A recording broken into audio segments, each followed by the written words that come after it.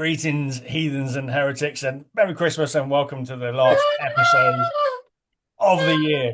Well, that was a bit better than last week's one, I I suppose. didn't know you Oh, played the I'm saxophone. energized. I've eaten. I had a roast today, so I've got more fuel. There you Oh, a go. bit windy. All right, okay. Uh, Yeah. Hmm. He's full of puff. Well, we know that. Yeah. Anyway, Merry Christmas. It's like fucking. What are we like? 5 days till Christmas now, so it's It's looming. the end is nigh and all that lot. So yeah, yeah. it's gonna be Christmas 2026, wasn't it? Oh fuck it, fuck off. Yeah, they roll on one after another. Yeah. Well, yeah, But they do. it's an excuse to eat.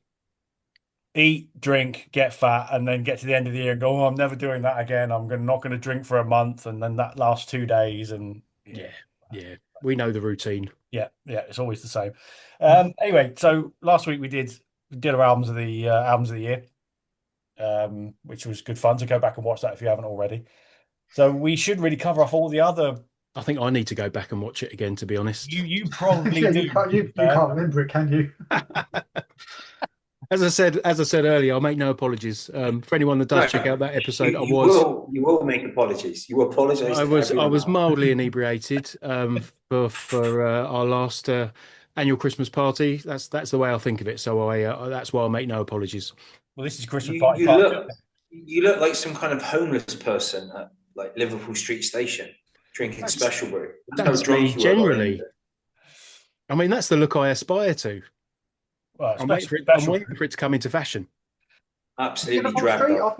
I thought King's Cross was always the Christopher He's already been kicked out of there. He's just working his way around the London stations. Yeah, yeah. Merry Christmas. Anyway, yes. So, yeah, we'll cover a few of the other things like gigs and some of our favorite moments and all that kind of shit, whatever else sort of comes up as we waffle our way through it. So, I suppose it makes sense to kick off with gigs, really, doesn't it? Sort of gigs, live performances, and all that. Some highlights from the year that we went to, festivals and whatnot. So, any sort of obvious sort of shout outs that anyone wants to put out there first before I start waffling? Maybe shout out to the whoever that was sat next to seat D16 and D17 last Wednesday for Metallica in Bahrain, which I couldn't go to, but I had 2 tickets for, so they would have got an extra space next to them. Oh wow, yeah, of course. Gig of the year, and you missed it. Shafted. I think Yeah. I saw the set list though, and I think you'd have moaned about it if you'd gone because it was a very, very safe set list. It was like the set list. What did played they? at I didn't Glastonbury. see the set list. What did they play? It was all basically, Route One Metallica stuff, everything you'd expect. There wasn't any deep cuts or anything like that. It was all It's the fine. I usual. mean, look, I haven't seen them in a long time. The only thing I don't want to see is if I ever see Metallica again, I don't want to see kill ride medleys and 3 minutes of Master of Puppets and then cut off. That's it. That's Oh, Well, all I thankfully they get. don't do that shit anymore, do they? So, What the fuck were they thinking back then? amazing. Was it their first time in Bahrain? Yeah, Bahrain. Yeah. Yeah, so it's going to be Route One, isn't it? You Yeah. got to give the fans what they want. Thing is, I did want to go because it wasn't a big venue. It was like a kind of amphitheater style venue, Yeah, it didn't look and massive. it would have been good. Oh wow. And it's ironic because if I was still in demand, I could have gone because I could have gone. I got a taxi over the bridge, and I could have been back by like 2 a.m, and then I would have just stayed up and then phoned in sick or something. But here, I'm stuck out in the desert. Yeah, it's a shame. But I mean, I've got tickets for July in Cardiff. I'm not going to be able to go to that either. So if anyone wants them, I think this is deliberate, isn't it? Just buying up tickets so no one else can. Yeah. Look, it's going to be look. There's got to be something about it in the Epstein files. well, knowing you, they're probably Conspiracy. fucking look. We're living in a world where even fucking ticket touts are getting in on driving lessons and driving fucking exams. So Yeah, I heard that on the news today. They've been paying them off. What selling lesson slots for I something don't know. like that, and it Yeah. all sounds overly complicated. But fuck me, the world's gone absolutely fucked. There's no depths they won't plummet to, is there? Well, CNN are going to start like partnering with someone to have gambling for like horrific events. Yeah, it'll happen. So bet on a school massacre tomorrow, that kind of thing. It's yeah, Oh my God. the world Shall is a we shall dystopia. we talk about gigs? Well, I'll obviously we go back to the summer and the festivals and everything like that. We covered a couple, Bloodstock, and I'm going to shout out Alcatraz again. A couple of performances from that. Right. Helicopters mainly. Emperor. Psychroptic was another one that really sort of took us by storm because wasn't expecting that. They were fucking phenomenal. So that's definitely up there. Helicopters are a band that just needs to fucking play more, play live more, get in the UK, and because they just pure fucking rock and roll. You know Mm, what I mean? Like it's just straight up, no fucking about, absolutely fucking superb. That was one of my highlights.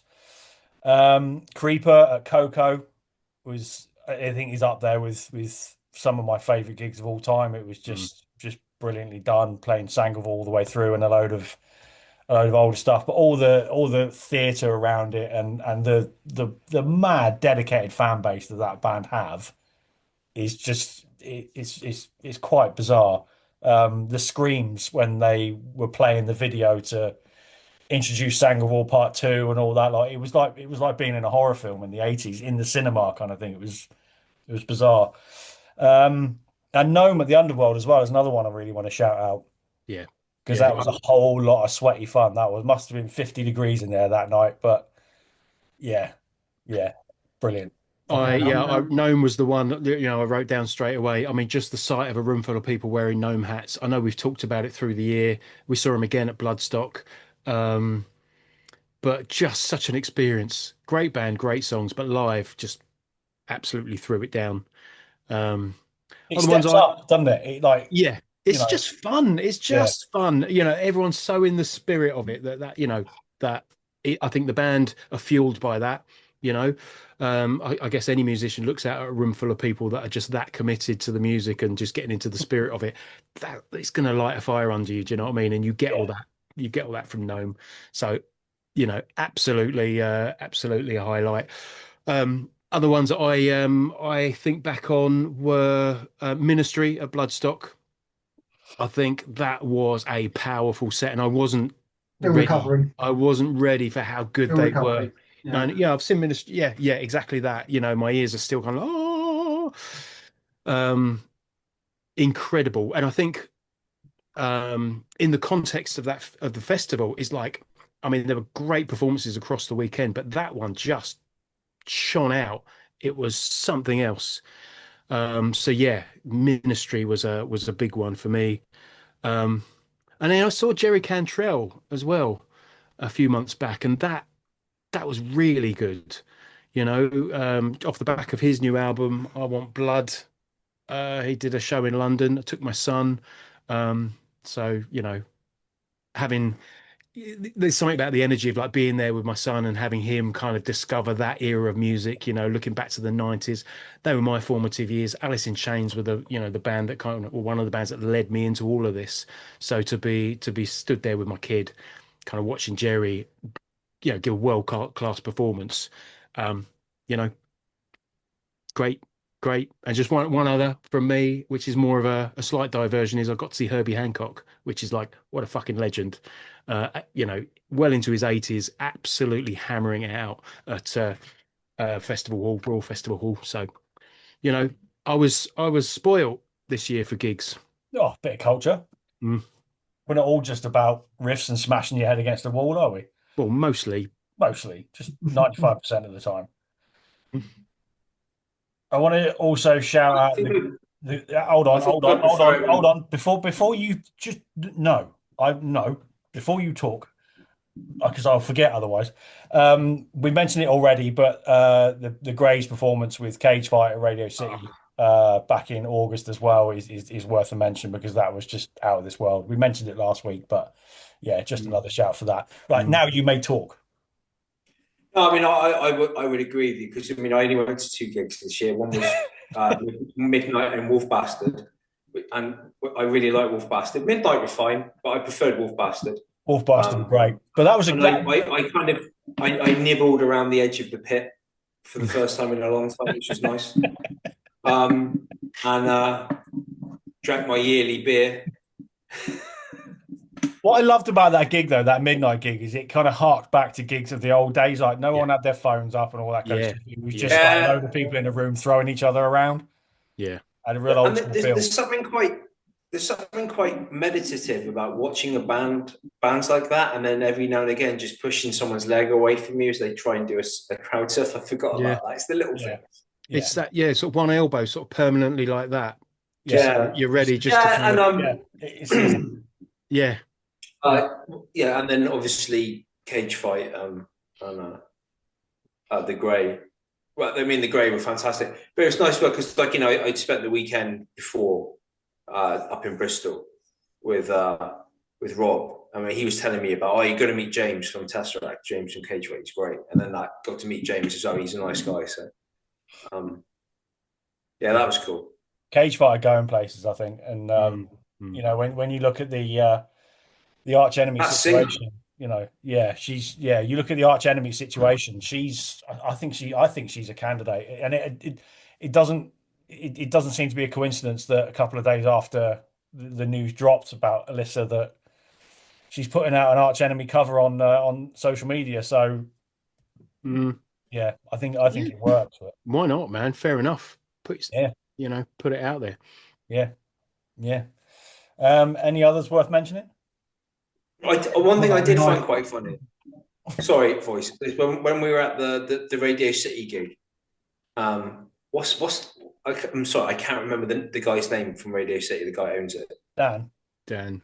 Dan, and he was trying to convince James from Tesseract to play it, get Tesseract to play at Radio City. And he was just like, we play festivals for fuck's sake. And I'm just like, well, yeah, but what about playing like a nice small venue and just Yeah. having some fun? Yeah, it And might be a little bit of a step down, perhaps, but don't ask, you don't get, do you? Dan. Look, if a band yeah, like yeah, yeah, Mastodon have played at Blondie's, which I guess is a similar thing, it can be done. Yeah, yeah, it's true. Old man Reason before you sorry, rudely Mr. interrupt Reason the had a point. mic.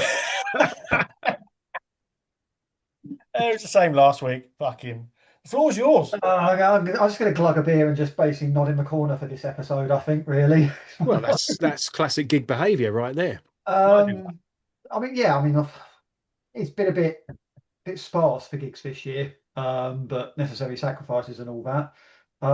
So yeah, I was kind of sitting down earlier thinking, what the hell have I actually done this year gig-wise, apart from going to Chelmsford regularly, and Bloodstock.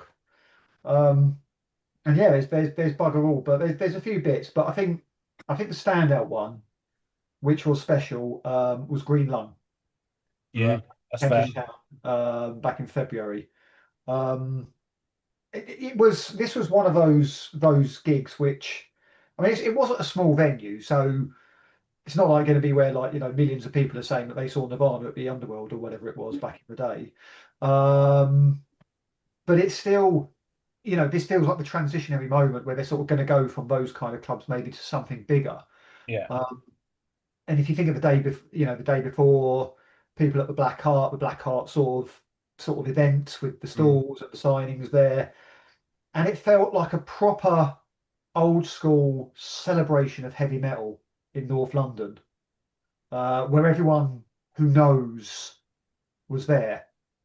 Um, and it's one of those where you thought, oh, I'm glad I was there actually, because that could be a memorable one, I think. And again, the gig itself was just, Yeah. it was loud, it was heavy, there was something, they went, brought some other bands on just to, do the quieter stuff. Um, and I saw them again in Margate do like the final club show, basically of a tour, where they sort of, it was like a fan club gig pretty much, I think, with the numbers.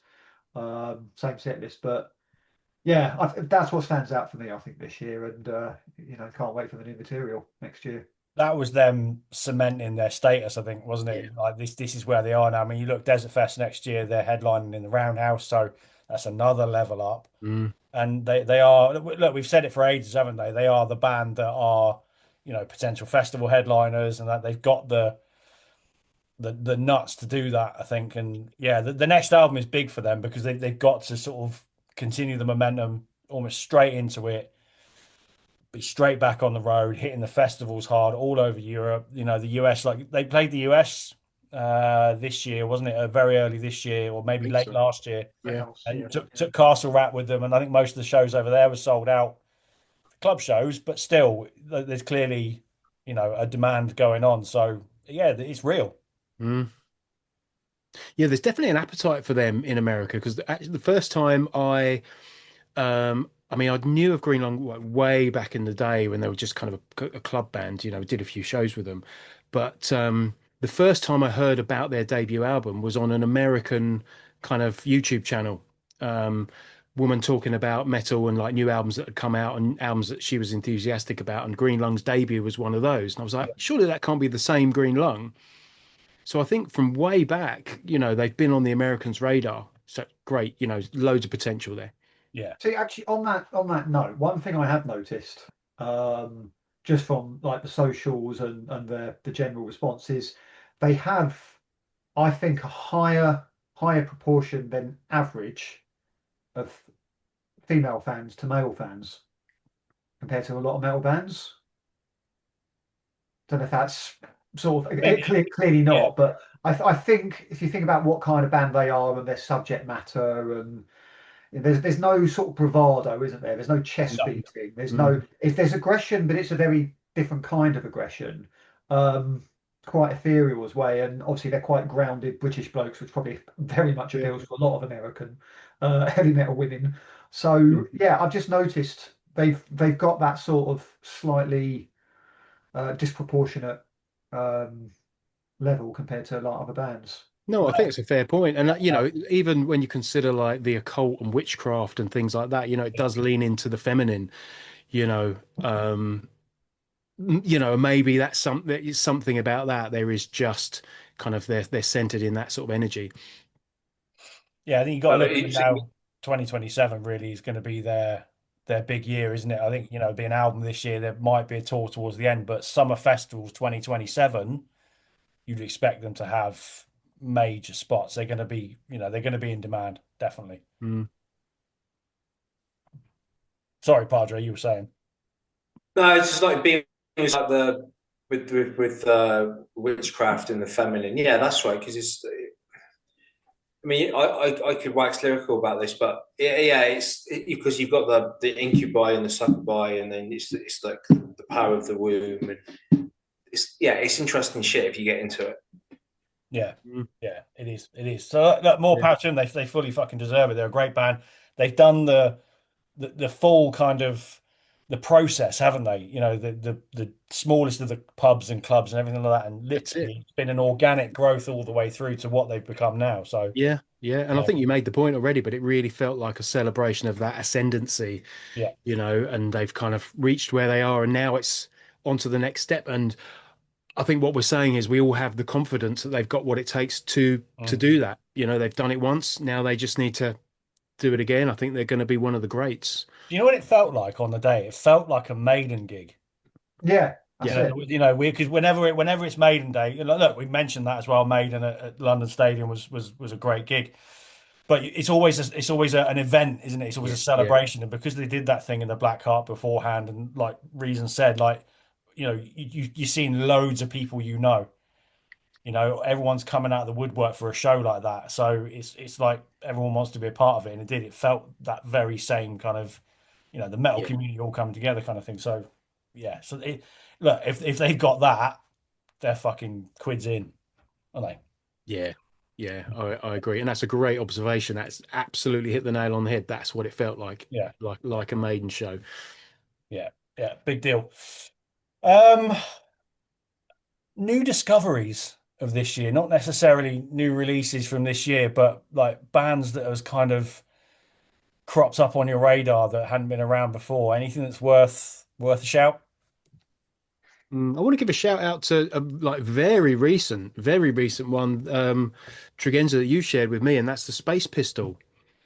That's I a great album, isn't it? Do you know what? Yeah, I mean, you dropped that into my inbox, what, I don't know, less than a week ago, Yeah. and it's really captured me. Um, for anyone that doesn't know, Leave with Everything is the name of the album, and it was a release from last year, so it's haven't included it in like the end of year list or anything like that. But um, to my ears, just like a really kind of fully formed band. You know, when like an album arrives and it's just okay, this sounds like they're confident, they know exactly what they're doing. It's a throwback. You know, I've already mentioned the 90s on this episode, but you know, and that's probably why it speaks to me because it really sounds like it could have been released amongst those, you know, that kind of wave of kind of grunge bands in the 90s. You know, we both mentioned it's got this kind of Steve Albini sort of lilt to it in the production, and some of the there's like an angular element to some of the riffs. But I've played that a lot in the last seven Yeah, days, so right. so you know I'll put that one out there. Yeah, agreed. Yeah, it's a great album. Um, it it felt it's a 90s throwback without feeling, sort of just a desperate, obvious attempt at doing grunge, isn't it? Exactly that. You know, it's a band. What they're playing sounds fresh. It sounds influenced by, Yeah, you know, but yeah, it's not. They're not trying to rehash anything or, yeah, you know, it definitely sounds vital. yeah, yeah. Looking forward to seeing them live in the new year. Um, Collapse is one Mm. I think we should, or KLPS as they're sort of known as now. Oops. Collapse. Yeah, that it's the album is, in the upper end of my end of year list, just Yeah. a monster, absolute monster of an album, and that kind of came out of nowhere. I Mm. can't even remember where from or how because they're playing Masters of the Riff, that's why. Check them out Right. for that. Yeah. Yeah, if you like your sort of the early Cult of Luna take on sort of post metal, very much along those lines, very, very cool, very heavy, dark, gnarly, all the Mm. superlatives you want for that kind of music. Yeah. You know, I'd second all of that. Great band, great album. Really, really enjoyable. And again, that, you know, one that made my end of year list. Yeah, yeah, very cool. Yeah.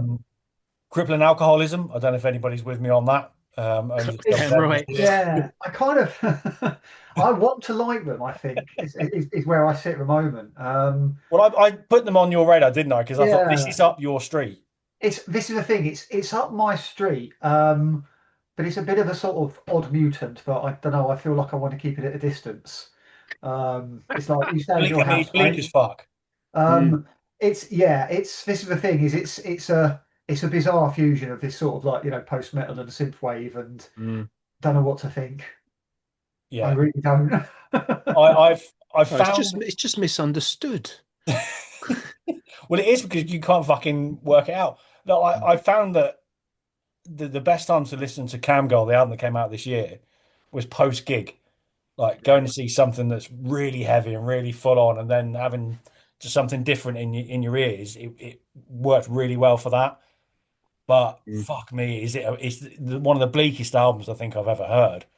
Mm. It's just, you know, an apt name to say the least for the Yeah, and band. it's kind of just that it's funny you say that because I would only ever listen to it late at night as well. You know, kind of walking around the city. It's kind of Yeah, got that sounds like the soundtrack to late nights and dark alleyways and um, you know, not a particularly friendly sounding album, no, but definitely has a lot of value. yeah, yeah, it's very cool, and I'm waiting on a vinyl repress as well, because they released 200 copies, I think, which took about 5 months to press and release, and I've been told there's a repress coming soon, so frustrated me because like even on Discogs it doesn't seem to exist. Right. So yeah, that needs to happen. And I want to shout out Sintage as well. Sintage. Yeah, German, straight to the point. Snakes, skulls, flying V's, long hair, denim, leather, studs, straight up heavy metal. Wormed its way into my top 10, I think it was 10 or 11. I think I had it. Absolutely fucking brilliant record. Just when you need sweaty heavy metal, really hits the spot. And a song about Mad Max. What more do you want? There just aren't enough songs about Mad Max. No, there aren't. There aren't. That's just fucking really There fun. there aren't enough songs about like films like Predator. There needs to be songs about that film. I But think. in That would be like the good. opportunity within metal for those movies Yeah. is, it's endless, isn't it? Yeah. I Yeah. mean, I did. I was messing around on Spotify a few months ago, and I typed in like metal songs about Warhammer, and there's quite a lot. And I'm Oh, not there's like loads. hardcore to Yeah, Warhammer, but like my nephew is, and if you do have kids or cousins or nephews, run, because it's the most expensive hobby going. Oh, look, 150 quid for 4 plastic figures. And they're like, yeah, but look, they're berserkers. I don't fucking care. It's like, buy a 3D printer. Um, Look, bolt thrower. but yeah, it's Yeah, yeah, yeah. there's others that are not going to occur to me quickly, but yeah. Yeah, I'm sure Jack and Connor would be able to fill us I in. say But, this is when you need to get them up on phone a friend, isn't it? You know what I mean? Yeah, and All there's Father Tom is another one as well. So Yeah, it's things. It's been like every time I sort of looked at Warhammer and thought, you know what, I really want to get into this because it is. I generally appreciate what it's like, and I love seeing people's collections, but it's just I can't justify it. I've got metal, I've got movies. I what I can't do do is I'm not into the painting the models or anything. And even back when I was like a teenager, if I had got into it, there's no way I would have been able to afford it, and no, I probably would have made a picture of the painting anyway. But I love the backstory. Like I think it's good fiction.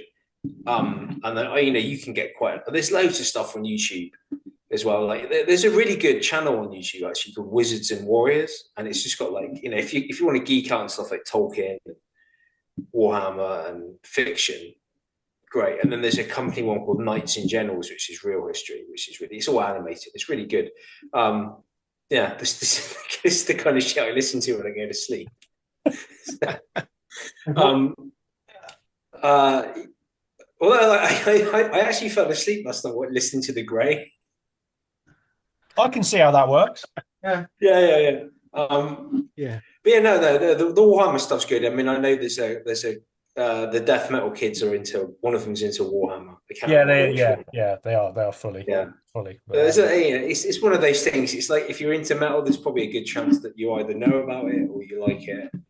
So I think every metalhead has got a nerdy interest of some sort. Of course, Mm. of course. I mean, look, we've said it before. Metalheads are nerds.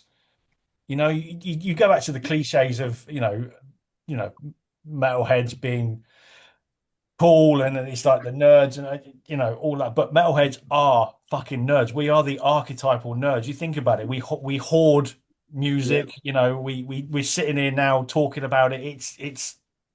It's nerd central. So I'm fine with it.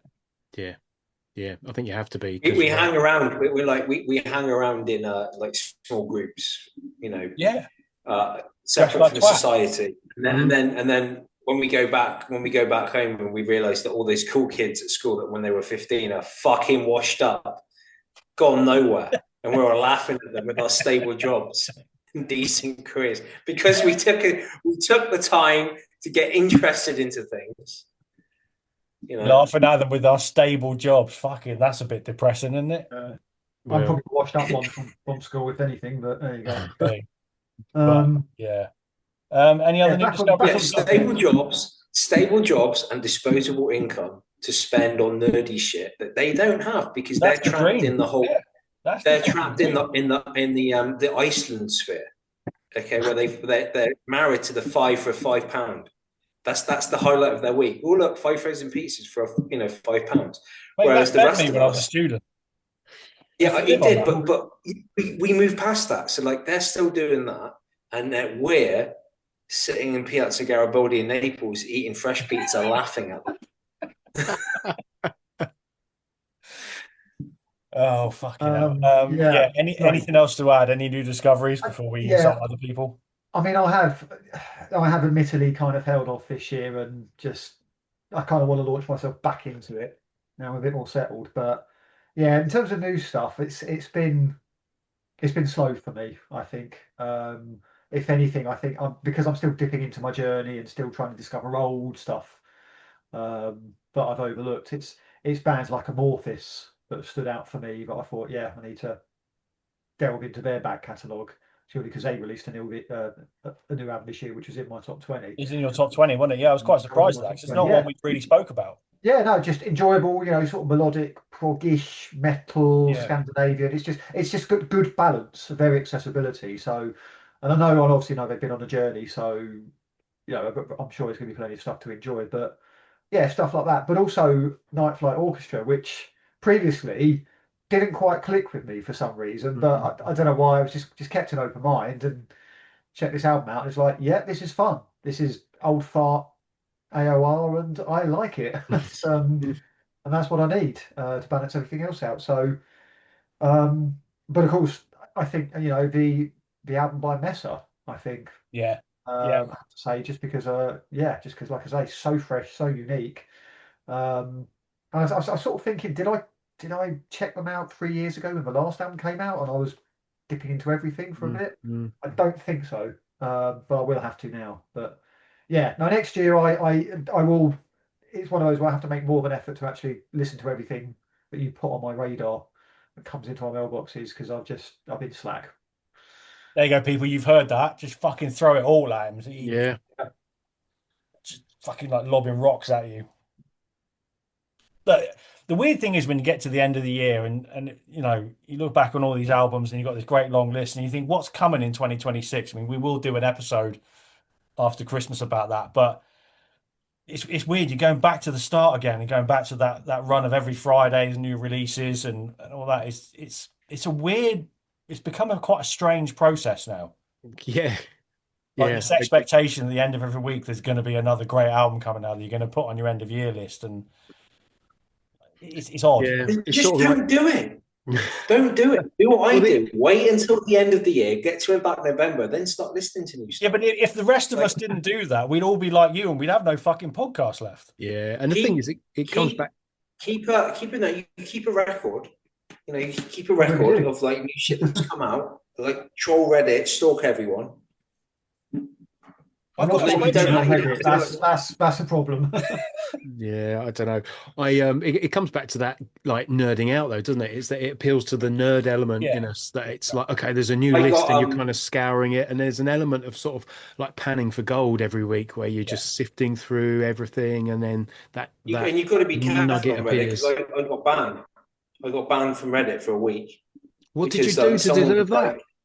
It was ridiculous, right? And it was on one of the heavy metal communities. Someone said, "Oh, I'm going to see Anthrax or something, and my dad wants to go with me." This is like 15. I don't know if it was Trolley. He goes, "I'm 15, and my dad wants to take me because he's worried about me. He's like, he thinks I'm going to get hurt in the pit." And everyone's like, tell your dad to fuck off, all this kind of stuff, or take your dad, he's going to love it. And I just said, and I thought I'll be like, I'll try and be funny. So like, I quoted Return of the Jedi. I said, what is to take your dad to the edge of the pit, push him in.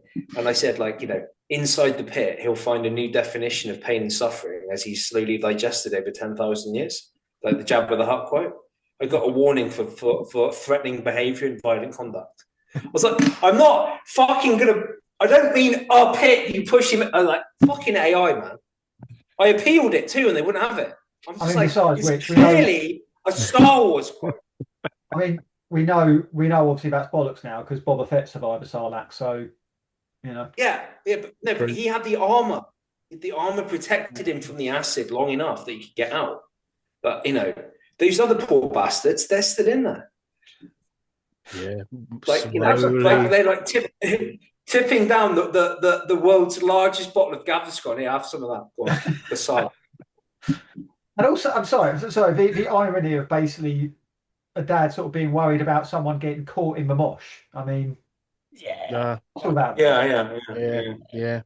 This is true. And speaking of bands, I mean, I got sorry, just to round this off, because I got a 3-day warning on Reddit when I said that we should go around and egg Danny Phil's house, and apparently I was stirring up hate. I'm like, oh come on. Like, it was a trick and treat thing. Like someone was talking about metal and trick or treat, and it was like the Simpsons quote, trick or treat, or we're going to egg your house back to the Stone Age. And I even put it in quotation marks. Still got banned. So I can't do anything more now. Are you ever allowed to go back to Reddit? Permanently. I'm going to have to get another account just so I can do this kind of shit. Well, I see. You have a loose trolling account for metal witticisms, and then the serious one for the All the pod. other nonsense you come out with. What makes me laugh is that you've got these. There's a couple of communities on there, and I've messaged the mods and be like, listen, I'm on a podcast. We're all about supporting underground bands. We want to give them some exposure, but in order for us to do that, we might benefit from a little bit of exposure ourselves. Can I put a link? Like I've been like, has anyone checked out the new Acid Horror album? And then I said, oh, we actually talked about it on this podcast, and I've linked it. Banned, like, or get a warning from the mods. You're like, oh, so you advertise on your community that you're for supporting metal, and then when someone actually is trying to do it, you don't want it because apparently it's going to open the floodgates. That's what you want. Yeah, it's weird. Anyway, it's just fuck Reddit. Anyway, I've tried. It's just a fucking cesspit of nonsense. It's worse than Twitter. It is. It's not as bad as LinkedIn, but you know. Well, Yeah, well, that's yeah. Heavy metal and LinkedIn, that doesn't really work. But yeah. Right. Moving on swiftly before we go down this another dark alleyway. Surprise of the year. well, funny you should mention that because I was about to say let's segue that into the Cradle of Filth album. Well, there you go. Oh, that's yeah. that's fair one enough. of there's three albums for me that fall into that, but the Cradle of Filth one yeah, at the time was quite a big deal for us, wasn't it? Yeah, I Yeah, I put it mean, as number 6 on my list. yeah, not quite there for me, but still enjoyable and fun. And I saw Margate, and it was enjoyable and fun. And it sounds like the rest of their tour has been enjoyable and fun. Anyway, Yeah. Look how it all ended. Oh well. Cool. Yeah. But yeah, that one, Rage and Speed On. My opinions of Rage and Speed Yeah, I On. remember you eating Yeah. your hat over that album. Right, yeah, properly. Yeah. The tune marks are still in it. Fucking great album. Fair play to them. They nailed it. And the new Lorna Shore album was the other one. Mhm. Fuck oh, me. yeah. And I know it clicked with me and it clicked with Bean. Reason it didn't quite hit you, did it? But To be honest, I've still no. It's the reason I just couldn't actually get it to stream from our friendly link, and I never got around to streaming it properly. look, I haven't listened to it. I'll be honest. that's Right. definitely one for you to revisit. Look, Definitely. it's you know what my feelings are on deathcore, and you know what, it's not going to top the Shadow of Intent album. So I'll get round to it eventually, but I don't know. The thing is, it takes deathcore to a different place. It's got all those deathcore elements, but it was the drama and all the pomp about it that made it so enjoyable. And there's fucking power metal elements in there. Yeah. Yeah. So it's definitely one. If you're going to throw yourself back in after Christmas, it's one I definitely think you should explore because it is a fucking great album. And another one, I had to eat another hat over that, so I ain't got many left now. Well, I wear the same one every week. But yeah, look, three fucking great albums that all made my top 40, and yeah, big surprises. Yeah. Yeah. I think my big surprise of the year, and it sort of tallies back into new discoveries as well, is I got massively into Yes, the band. Yeah, Which I did. It was just completely off the back of a moment of, oh, do you know what? I've never listened to that album or whatever. I'm just going to do a bit of a deep dive. And then I just found myself like obsessively listening to, a period of about 5 albums, but it was just on constant rotation for me for like a month. And I was just falling deeper and deeper and deeper and deeper into it to the point now where it's just like, okay, right. There's a whole another level of back catalogue to go through still, but I really had fun just getting into old 70s Yes albums. And that, given the way we discuss prog rock on this channel, took me I still got consider put the onto a term good a bit one. of a red flag, to be honest, but no, I've got a ton of time for that now, just as a band. So bit of a surprise, but a pleasant one.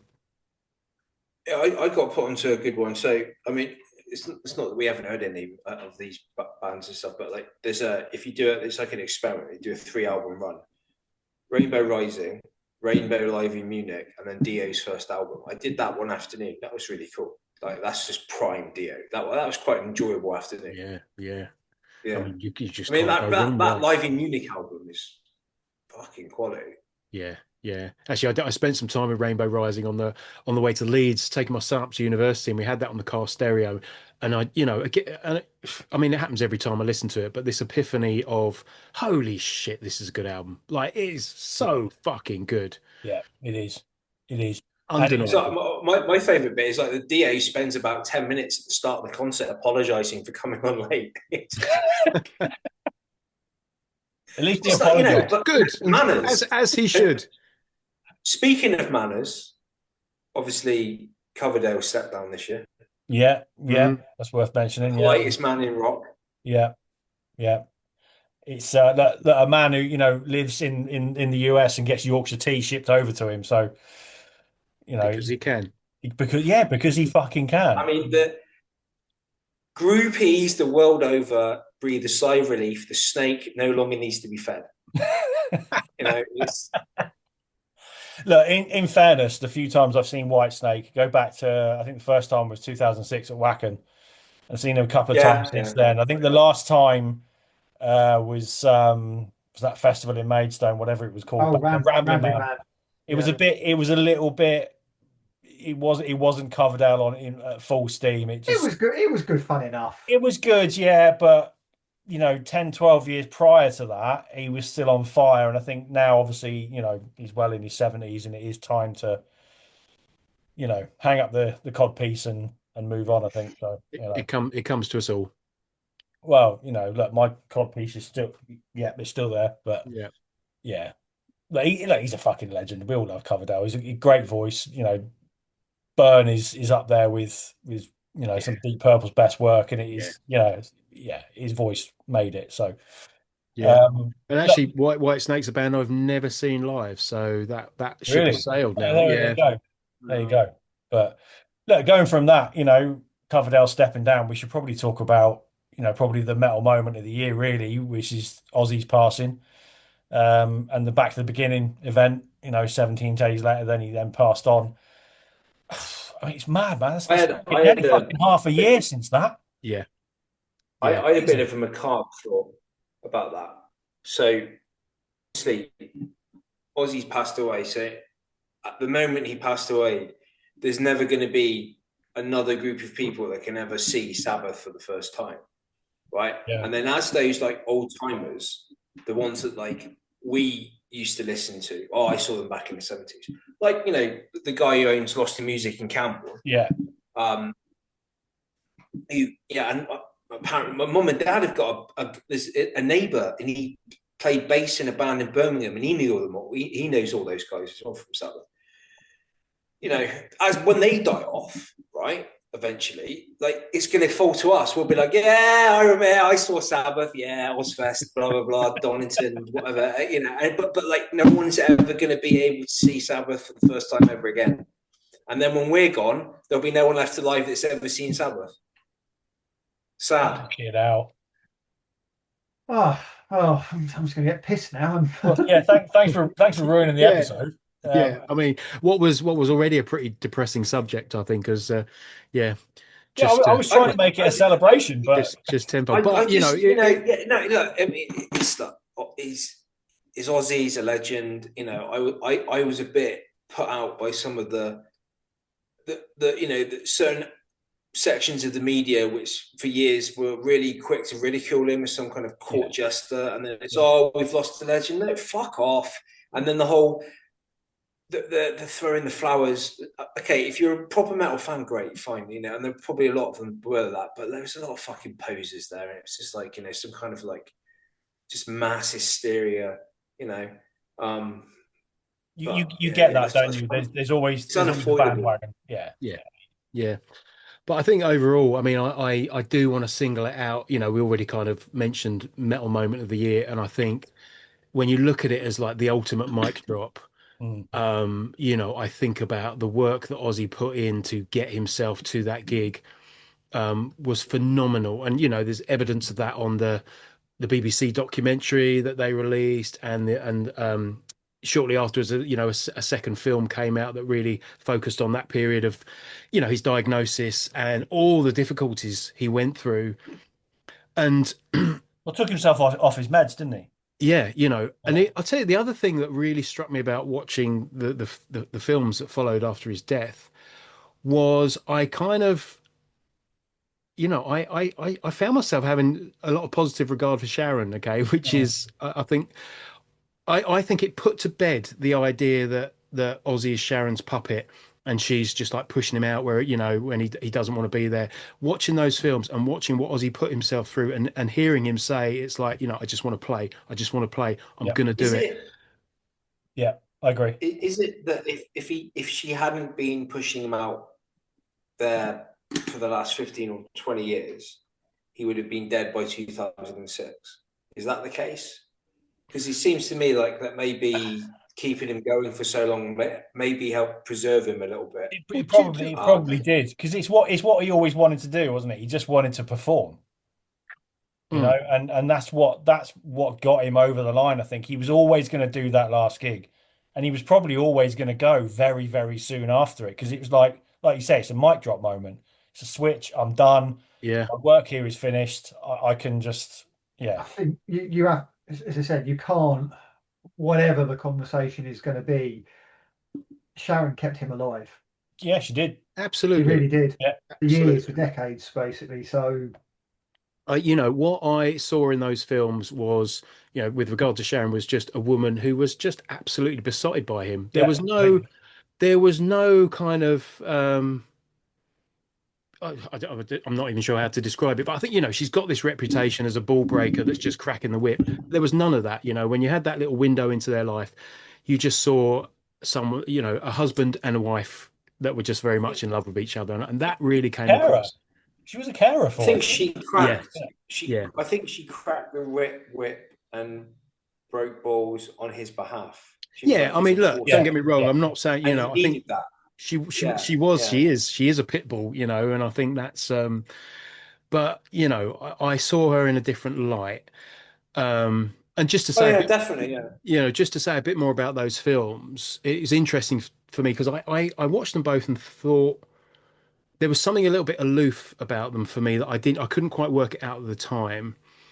And I think it's because and this speaks to what we're saying now. I think the focus was on the family more than Ozzy himself. So he almost comes across like a bit like this sort of extra character in it all. But what I would say is, I also read the Last Rites, his book, which tells that story again. So it's the same sort of period of time that they cover in the films that they made, but it's all from his perspective, and it's a real eye opener and a brilliant read. And between the three of those, the two documentaries in that book, you get a really great picture of that period of his life, and some other new anecdotes in there as well. You realize how close to death he came in, like literally in the days before that gig. We almost lost him. He was struggling with pneumonia in the weeks coming up to that gig, then sepsis after that. Um, so now knowing that, and to see that he made it over the line, did that show, and then said, "I'm done." when you It's think I about phenomenal. still would have liked his last show not to have been that show, but maybe 5 years. I mean, I don't know. It just no, look, I mean, look, I said it a couple of years ago, didn't I? Like, if Sabbath are going to do anything, if there's going to be any kind of finale, it needs to be at Villa Park. It needs to be, Mm, it's right back to the start. They called it back to the beginning for a very good reason. yeah, And yeah, look, watching it on TV, I was on holiday in Wales at the time, and yeah, during the day it was a bit atmosphere wise seemed a bit flat. Most of the life of the party seemed to be coming from around the outside of the stadium. But yeah, I think as the day went on, and then obviously when Ozzy came on, and then Sabbath, it all changed. yeah. Didn't And just that moment. I mean, for me, the kind of heart in the mouth moment was Bill Ward. it? Just seeing Bill Ward, the four of them on stage with Bill, an incredible moment. Yeah, yeah, yeah. It really was. I mean, like I think it was better to have a final show that Ozzy was playing at rather than Ozzy die and then have like a Freddie Mercury style charity Don't concert be afterwards. surprised if That would that have, comes. Don't be surprised if that comes yeah, I because know, it has been but mentioned. that won't. Yeah, I know, but that we still got the last Ozzy performance, and I'm sure, Yeah, and yeah, like with the bands playing the covers with him there, and rather than like the Freddie Mercury concert, which is a band comes on, plays 3 songs, and then goes away, and it's all their own stuff. And there's none of the super group thing, which is I thought was pretty cool. I mean, and then fair play to Tom Morello being a stage manager on that. I mean, yeah. I mean, yeah. that must have been a what a mission. little black book he must have, you know. Yeah, great. I mean, but actually, on that note, and on Tom Morello, I think one thing I would have liked to have seen would have been more UK bands, you know, British bands, Yeah. and a bit more grassroots inclusion there. It makes you I'm wonder, also, do doesn't you it? know what? I think this is a massive oversight, but I'm also surprised, given his history with the band, that Henry Rollins wasn't involved because Yeah, that's he's quite been a surprising. real advocate for Sabbath, and he's been in that circle. You know, he's toured with them as a like not in terms of performing, like he's friends with the band and would often kind of go and visit them when they was at Rockfield in Wales, and he's written about it loads in his books, just like hanging out with Sabbath. And I just would I he should have been the MC. I think Rollins should have been the MC for that event. I think that would have been the cherry on the cake for me. That's my only. Well, I feel like that was a bit of an oversight, but a great event See, yeah, nonetheless. Rollins is a bit of a wordsmith. We saw him do the Sunday service at Download in 2005. And Yeah. it was funny, but the guy knows Yeah, how to yeah. do the spoken word stuff. So yeah, you're right. Rollins would have been much more suitable for that.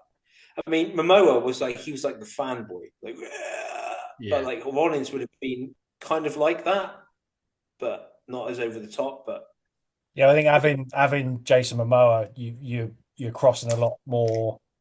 You got the mainstream coverage as well, haven't you? Whereas not everybody in that place would necessarily know who Henry Rollins is. I think that's probably part of it. But quite liked you know, a lot of the comments Gene Simmons made about Sharon were really nice. I thought.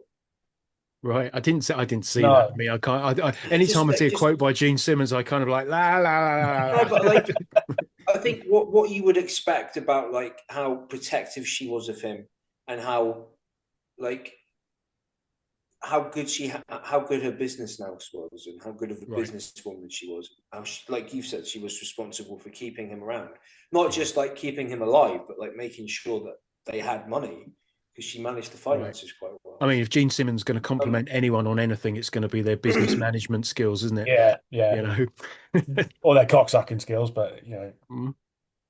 but I don't know if he had that relationship with Sharon Osbourne or not. so like Um, but like segueing from that though, for the documentaries into, I don't know if you've heard, Knobhead of the Year. Apparently, there's going to be a Megadeth documentary film to come out with the new album, and can it's we just get like the term correct first though? This is Bell End of the Year. Bellend, yeah, Knobhead, Bellend, Right, yeah. let's keep this right. We could call it the annual Dave Mustaine Award, but let's try and keep a little bit of Yeah. this. Well, are there any other Listen, like contenders this year? Oh, definitely. Mm, Yeah, there's definitely a couple. Look, we may let's get the Megadeth shaped elephant in the room out of the room first. right. Can we give it 3 minutes? You're on timer. Right, Yeah. okay, Yeah. right, Does it? Does three this? minutes. Does this? I was watching there was the Simpsons quote thing on Instagram that I've been just bombarding Tregenza with the last He month. has. There's the Montgomery Burns Award for Outstanding Achievement in the Field of Excellence. It's like that with Mustaine. The Mustaine Award Right. for Outstanding Douchery in the Field of Being a Bellend.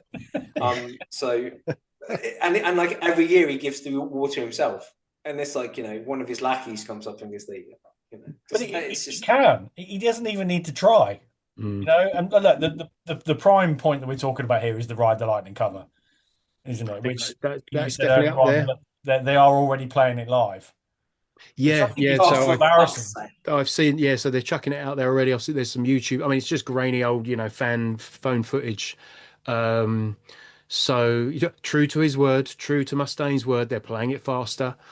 Um, but I, yeah, I just thought that was such a flex. He talked about it like bringing things Yeah, full circle, and his yeah, I'm sure we've spoken about this anyway, but like his version of bringing it full circle is to do a Metallica cover. And for someone with such a track record of just saying arsey things about that band, for him to end their career on a Metallica cover, it's just and claiming that we're going to play it a do little you bit think that faster, like it's a all flex. these all these years, we've not, like I said this before, we've not really heard anything from Hetfield and Ulrich, especially. Like, do you think like Hetfield's waiting for him to step down and then he's going to just unleash the sickest burn in history? I mean, like Thing the is, one Hetfield, sentence put down just completely like it makes Mustaine irrelevant. You know, Hetfield's got too much class. You know, he wouldn't get involved in that.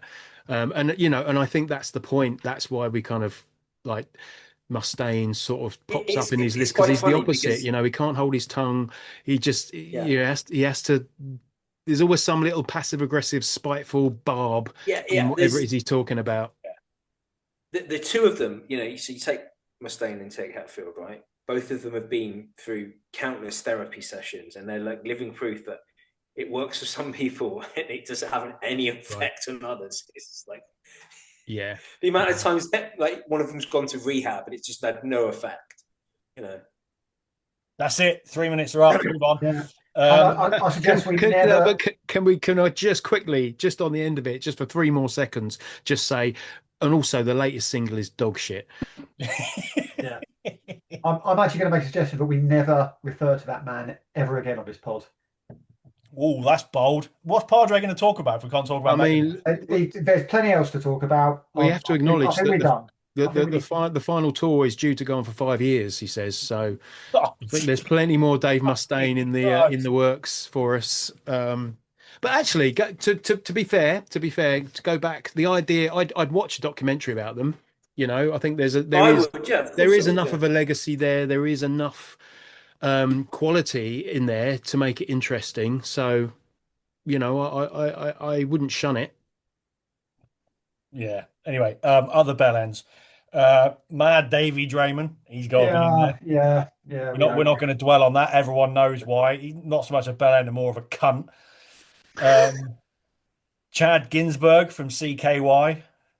Right? Oh, Yeah. remind me what he. Yeah. So whatever kind of piece of shit he was, you know, when a band are going out supporting CKY on a UK tour and it gets that bad, they pull out with a couple of shows left Yeah, to so I go. think the support band pulled out, like all members of the crew were pulling out. So whatever was going on behind the scenes there just upset everybody. Yeah, sounds like a total cunt.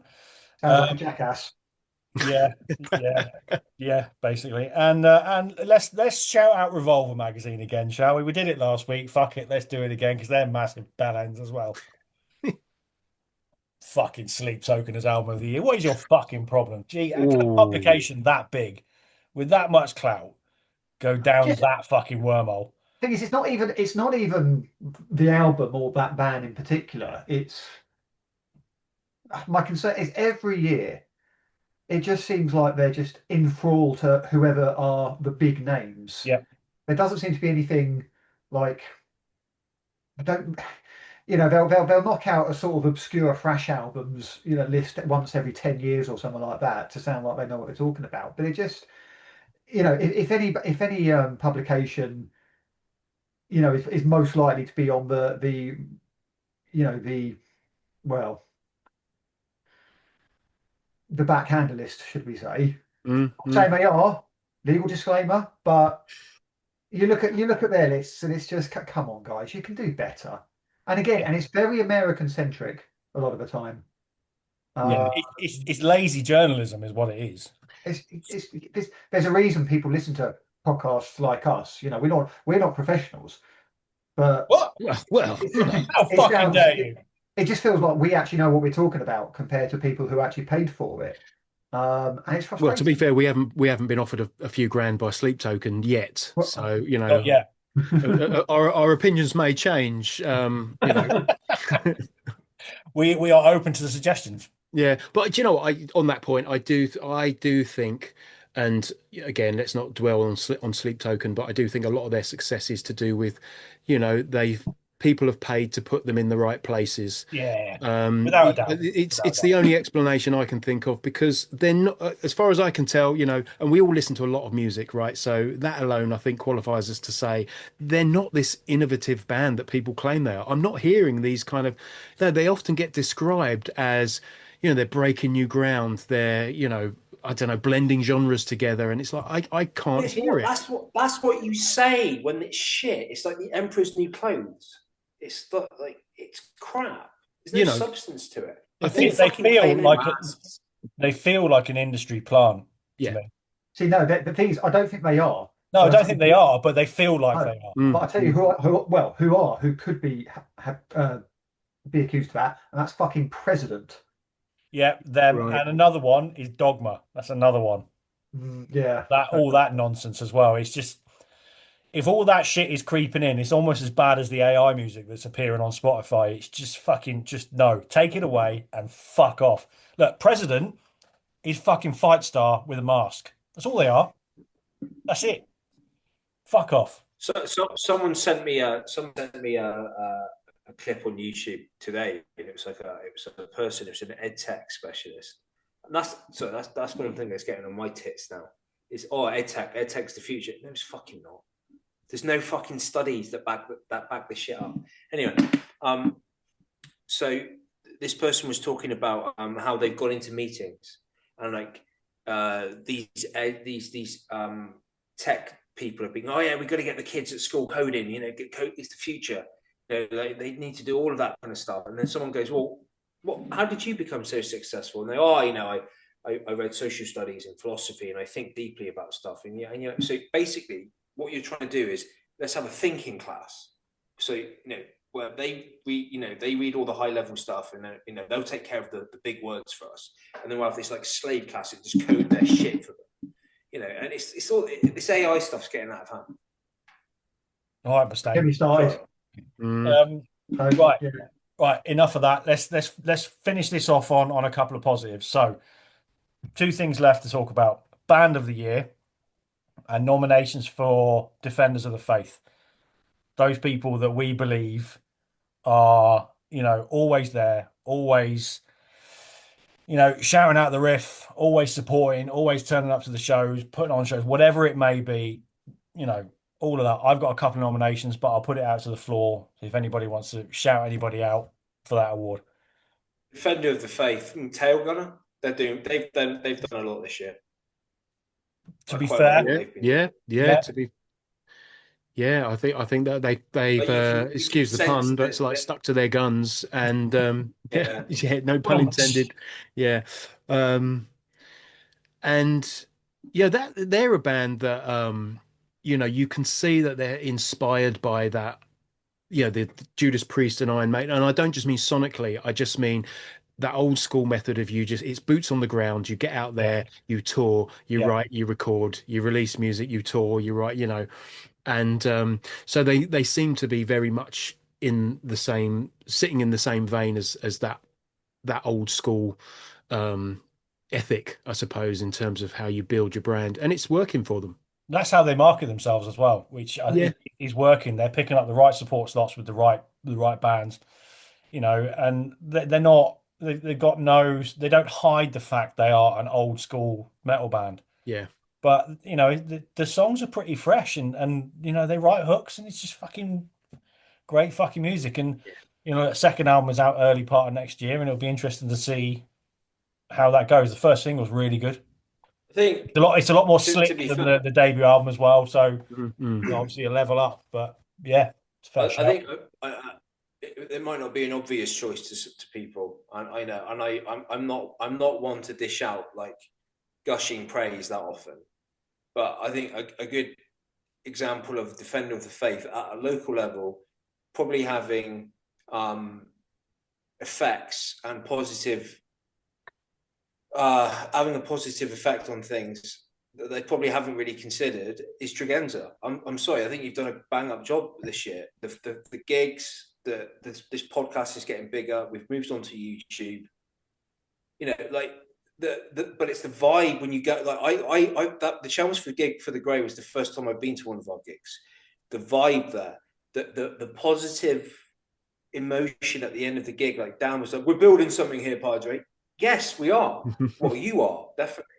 Look, I mean, And you're putting a lot of work on, and you're trying to put together diverse bills that showcase bands. You mean, for God's sake, you put on a 2-stage venue this year. I mean, when me and you did the first episode of this, we were like, oh fuck me, what are we doing? Now you're putting on multi-venue festivals. Fair play. Takes work. I appreciate that. Look, I mean, I appreciate it, but I'm a very, very small part of what's going on there. I really am Don't do because yourself down no, no, because you no, no, don't know seriously, the because wider effect it had. we could do this stuff. We could do this stuff anywhere. Like you can go and find venues and put on gigs, but when you find the right venue and the right people Mm. and the right crowd as well, Yeah, like absolutely. we're seeing more and more people coming to the Radio City shows from further afield, but that core like local following that bar has got anyway, without anything that we do, is that's the biggest thing. Those are the people that always buy the tickets. Are the same people that buy the tickets to every single show, right? And that's like the nucleus of all of it. That's how you build a scene, isn't it? Hmm. And that's what it is. That's something about that bar and the atmosphere it creates, and all the bands that come in. That everyone goes away from it thinking, "Fuck me, that was great," and that's Yeah. what you want. You want the paying punters to love it. You want the bands to love it. You want Dan, the owner, and his staff to love it, and then we all win. And I can't complain because it's on my fucking doorstep. So, get to go to these great gigs and have these great nights and get extremely drunk, and it's 10 minutes from my house. So, yeah, shout out to Radio City for that. Wouldn't want to do it with anybody else. Damn So, right. yeah, Yeah. I'm not going to praise you because this isn't the White House. yeah, no, it needs to stop. It needs to stop. But I'm gonna wank over that later on. And on that note, I think my main nomination for Defenders of the Faith has got to go to Jack and Connor. Like, yes, friends of ours, but these two people that we met a couple of years ago, they made a brief appearance on this when we were in Bristol. And they come to virtually every show in Chelmsford. They listen to all of this. They listen to our nonsense, and they're always fucking there, and they're always supporting the riff. They are doing what we do without the self-indulgence that we do on a weekly basis.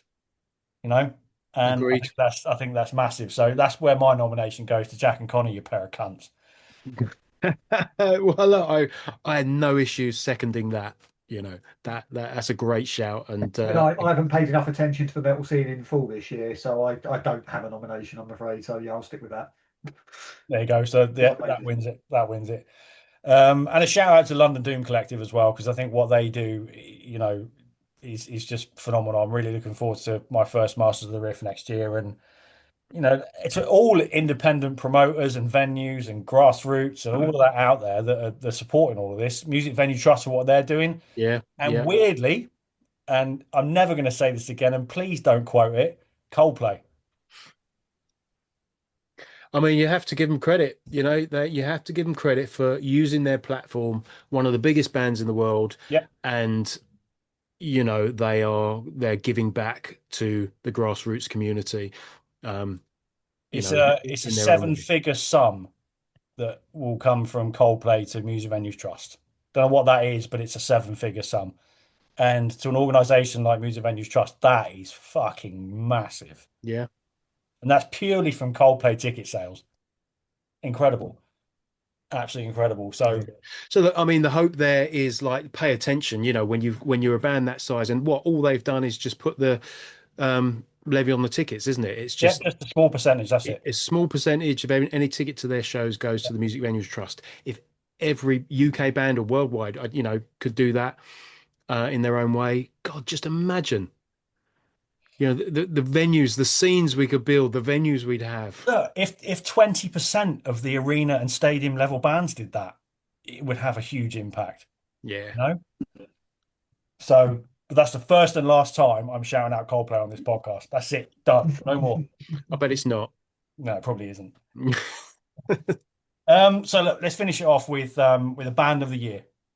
Who would we not doesn't have to be about the best album of the year, best this, whatever, but the band that have shone that we believe have had a bang in 2025 Mm.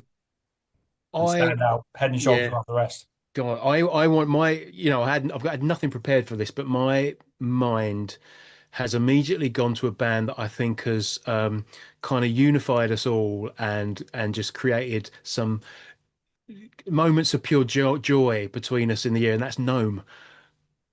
Yes, I I, like that. I just, again, then they're not breaking the mold. They're not doing anything, particular. Well, I say they're not doing anything particularly original. Sonically, maybe not, but the whole sense of community around that, um, it's just fun. And I Mm. think they're a band that have made us laugh. They're a band that we've continued to talk about through the year. We kind of reference them, anytime we want to just talk about a band that are doing it right and just creating a vibe and just you know, this should all be fun, shouldn't it? And that's what Gnome do really well. So just for the sheer level of affection that I think we've all found in that band, I'm going to say Gnome. That's a good shout. Any others?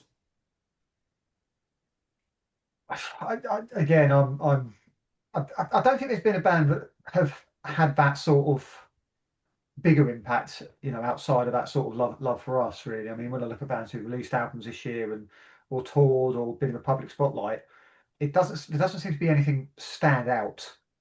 Um, if we, if we discount what sort of our own feelings are on a sort of a pod level. I can't really suggest anyone, if I'm honest with you. No, Yeah, I was listening to them again earlier. The Grey. It's just not heard that anything was like that. yeah, that was going to be another shout for me as well. One of Very my long favorite time. live performances of the year and one of my Yeah. favorite albums of the year. So, And I think you they're a know, band you can nudge into that Defenders of the Faith category, yeah, just them and Dunes, two bands that we talk about a lot, but we also watch them travel about the country, writing great music and putting it Mhm. out there. I Yeah. sent I sent Part of the Sun to one of my friends in Newcastle earlier well, just before we started, and they texted me back about 20 minutes ago. Oh yeah, I think my brother knows them. I said, go and see them. So so just shout out to my friend in Newcastle, Phoebe. Phoebe, go and see the Dunes if you get the chance. Yeah. Yeah, they're up there. But look, yeah, I think we'll overall we'll give it to Gnome. I'm fine with that. Yeah, that really works for me. Great band, great band. Right, look, any closing statements before we finish off for the year and go and stuff ourselves full of turkey and well, I'm getting beef, so fuck turkey, dry and ropey. But Well, um, I don't know what to say. New Anthrax album coming up next year. Waiting for that. As ever, don't I've eat got, yellow snow. got look, it's been a great year. Look, Oh no, yeah, this yeah. 2026, I'm back. I have internet, and I'm going to find new ways to motivate you people. Okay, Well, and I'm going to actually try and make an effort this year or next year to actually do something in this area of the world. I don't know what that could be, but at least try and go to a gig and you could build a hand sandcastle. out some in the Abyss t-shirts. Padre Fest. There you go. No, don't just know. not anything like. We definitely No. don't need a Padre Fest. Fuck me. Yeah, look, Padres vest. it's been a it's been a fun year. It's finally over. We'll start again in the new year with we'll have a bit of a preview through 2026, the festivals and the gigs and the albums, and start the cycle all over again. So yeah, thanks to everybody for listening and watching this year. Anybody who's joined us new this year, anybody who's joined us on YouTube alone this Yeah, year, I think we've kind of got the hang of this now, being on yeah. camera and all If you're one of the like over 1,000 people that has watched one of our album reviews, that. you know, Lunatics. that's But that's a big one. We appreciate it. yeah, we Damn right. raise a glass to everybody who's been with us for the last year and nearly the last 4 years. Fucking, I mean, Fuck's absolute sake. madness. So, When cheers is to you it? all. April 2026. Is that 4 years? Yeah, it will be. Yeah, March. yeah, yeah. We'll be having another birthday party at the end of March. So Good. I can get drunk keep an eye again. out for that. Well, you can get drunk again in about an hour. I mean, doesn't normally stop you, does it? So No, yeah, this keep an is eye out for that. 28th of March, we'll be announcing another show, which will be a banger. Woof woof. Just do it like a week and a half earlier, and I can actually come. No, I'll make sure you can't. yeah. There's some strategy involved there. I'm going to throw in a quick couple of plugs before we go for next year. Like I said, yeah, our birthday party on the 28th of March in Chelmsford. August the 1st is Bay Days goes bigger and better. We've already announced the first few bands. We're going to announce a whole load more soon. And we'll bring back Beneath the Arches again next year, which will be on the 14th of November. Lineup is virtually done. Mhm. So that'll be coming your way early next year as well. So keep an eye out for that. And yeah, let's do it all again. Yes, Why the fuck please. not? Yeah. So thanks to everybody. Cheers. See you next year. Stay metal. Cheers. Yeah.